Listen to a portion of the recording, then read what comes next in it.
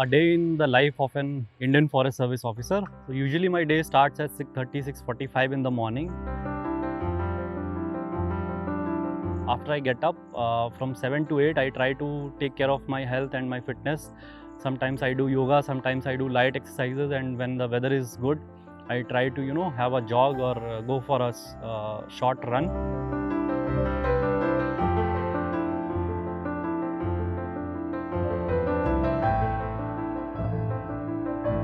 After that, I have some interest in gardening and forestry related things or some vermicomposting. So I have I keep doing some small experiments in my official residence because the campus is very big. So it keeps yourself busy in doing all those things. So sometimes I look after I have set up a small nursery in my house.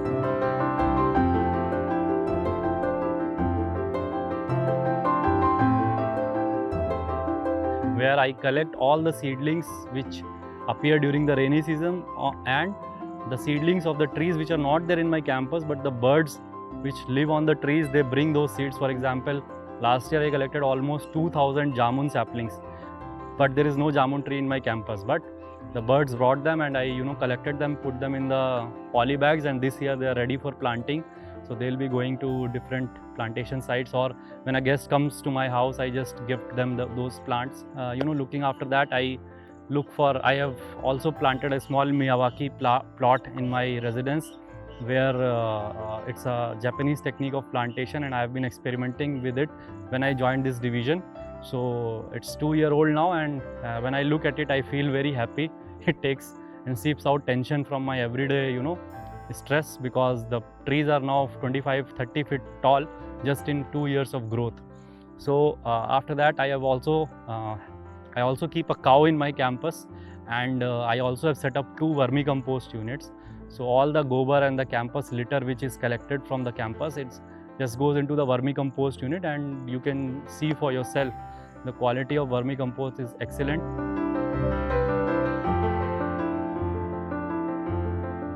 And because the same vermicompost and similar vermicompost is used in my forest plantations and nurseries also, so by growing it myself, I can keep a check on the quality of the vermicompost being used by my staff in the field also. So that way they can't use an inferior quality vermicompost. So that is one more thing, just to connect my hobbies to my official work, because until unless I spend this time in the morning, which is totally for me, for my peace of mind, for my joy. Otherwise, I cannot go into the office with a troubled mind, and then all things get mixed up. So this is very necessary part of the day in the morning to clear up my head, to spend some quality time upon myself and with my family, so that I can start the day with a fresh mindset and with a healthy start. After finishing all these courses, I sit down to have my morning cup of tea and read the newspapers for the developments of the previous day. I usually take up 3 to 4 newspapers, including an English one, so that I can have an idea what is happening in my district and in the state, and to keep myself updated of the current issues and any issues which are in the rising. For example, if there is discontent among the people regarding any of the forest related issues, through the newspapers I get to know about them, and I try to nip them in the bud so that it doesn't create trouble for us later. So that's it. After having my newspaper, I take around 1.5 hours for getting ready for office, having breakfast, and spend some time with my family. I have an 8-month-old son, so morning time it's very necessary with him. So but after all finishing all this, I try to be in my office by 10 a.m. and usually the office staff and everybody, they start coming and taking their desks at by 11. The office is up and running. But between 10 to 11, I try to do work which is all the thinking stuff, all the dark of yesterday which has accumulated on my desk. I try to clear my desk between 10 to 11, so that any new issues coming for the day I can be taken up with a fresh start. So by 11, my office is up and running. Lot of people are coming to meet me with different issues. There are issues related to Forest Conservation Act, there are issues related to legal issues, there are High Court related, Supreme Court related cases in which the department is a party. So I have to take care of all those issues during my day. However, I try to finish all this file work and desk work by afternoon, say 1:30 to 2. I always try to be in the field in the afternoon. So right now we are standing in a nursery, one of the forest nurseries, and full preparations are going on for the planting season. So from this nursery only, the plants will be going for different roadside, canal side plantations, and on the different plantation sites also.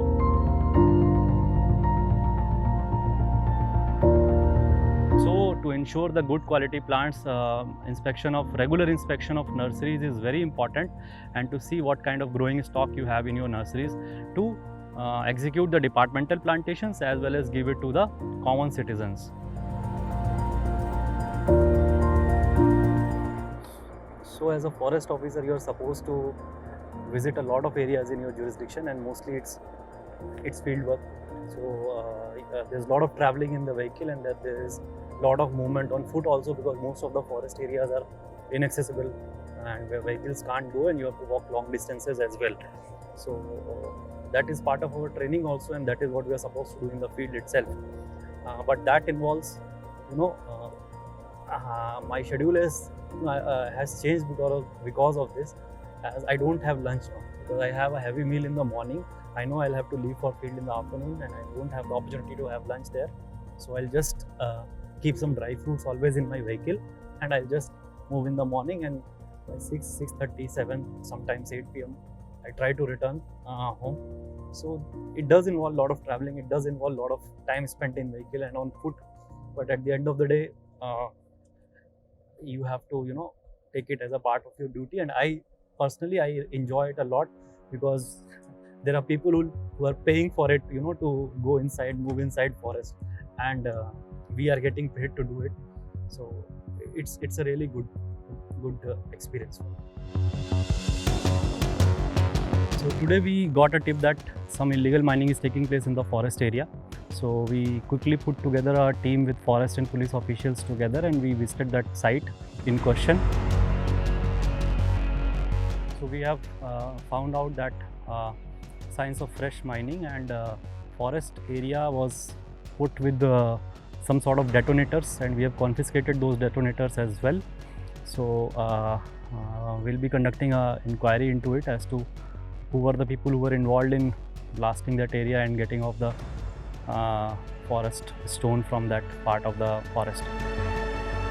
So we didn't find anybody here. It seems our movement was already leaked, and it's a big problem for us, because many times our movement as a forest officer, when you are moving out of your bungalow or you are moving out of your office, there are spies who are following you. They are reporting your movement to the stone mafia. It seems today was one of those days, and our movement was actually somehow leaked, because we didn't find anybody. We did find signs of fresh mining here, but we didn't find any vehicles or any people here. So our movement was, I think it was leaked.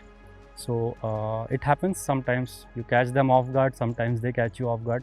But at the end of the day, it's a game of cat and mouse. Sometimes we are able to nab them, sometimes we aren't. But we have to keep devising new strategies, because most of the time my movement is being watched whenever I get out of my office, whenever I get out of my bungalow, whenever my official vehicles enters. All those items and all those activities are marked. So many times what I have to do is I have to hire a private vehicle, get out from back door of the forest colony, and then use that vehicle to do raid. So all those things are happening, and we have to keep devising new strategies. We have to keep changing time of our patrolling. We have to keep trying new things, and at the end of the day, it's a game of check and mate. After resolving these issues then and there in the field, more often I try to go for a patrolling in my forest, because regular patrolling, maintenance of check nakas, and random checking of visitors inside the sanctuary area is also very important to keep the staff on their toes, and as well as any visitors from doing anything illegal inside the sanctuary.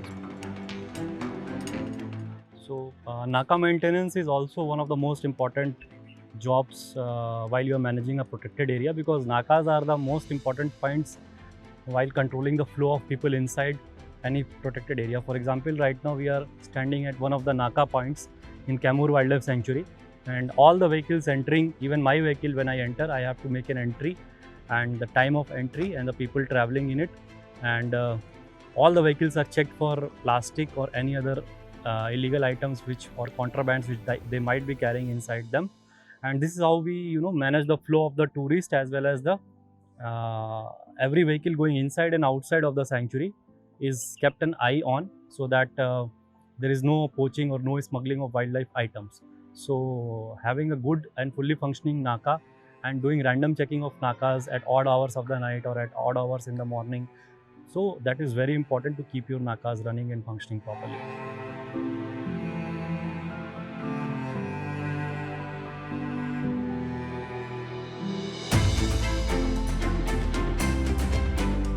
While posted as an Indian Forest Service officer, you might get into a situation, or you might get a posting where a part of your area or whole of your area might be affected by left-wing extremism or might come under the Naxalite affected areas. Where I am posted right now in Rohtas Forest Division, this area has been subject to a Naxalism in the past. Right now the situation is lot under control, but still there is safety concern and there is safety issues related to the security of our staff and yourself also. So whenever you move inside the forest, whenever you move for inspection of your plantations or your soil and moisture conservation works which you are doing in the forest, whenever you move inside the forest, you have to have some intel about the area where you are going. Your staff is already staying in the forest, your cattle guards are there from those villages. So you also have a network of your informers which tell you about the Naxal movement, and then you plan your trip according to that. So that way you can ensure the safety of your staff as well as your own safety. Apart from that, forest officials don't I think ever come head to head with the Naxals, because although sharing the same geographical area, the work sphere and everything is completely different. So even ground staff sometimes come across them. They might have come across them, but the interaction is rarely negative. Some incidents have happened in the past where, because of confusion or because of some or the other issue, the Naxalites have attacked forest staff, but that is being a part of government machinery.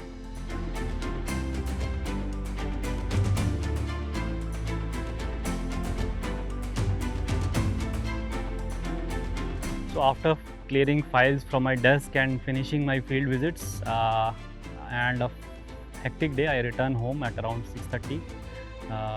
But this is not the usual schedule every day. Sometimes it takes late also, and sometimes I come early also.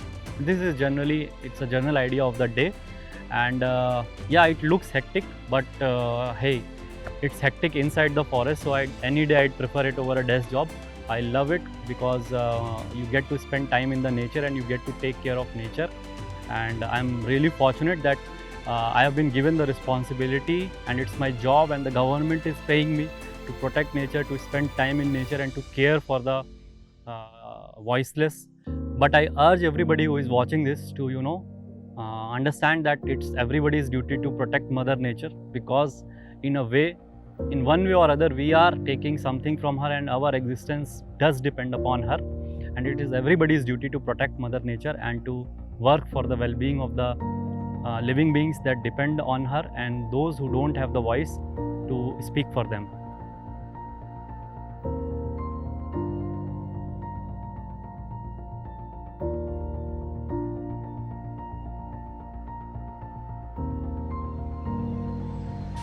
So this is the forest, this is the wildlife, this is the water, which as part of your duties as an Indian Forest Service officer, you have to enjoy and you have to protect.